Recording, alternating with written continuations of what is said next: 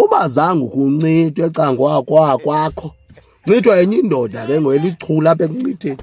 Ngoku waziwayo nathi nawe ubuyancitha ufumane nje ichulu. Yena ndafumana ichulu ngapha eMdantsane sise-highway. Ndifike ndibuze ke, hayi ndibuze nje kakhe sihamba nowakwam ampula apha naye.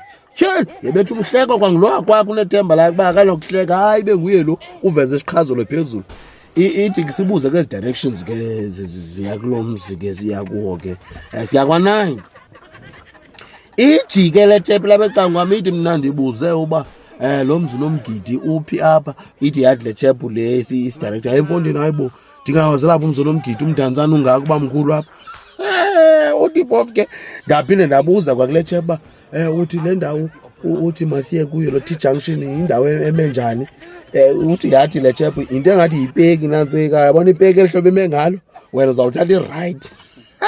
Wayengayihleko wakwam.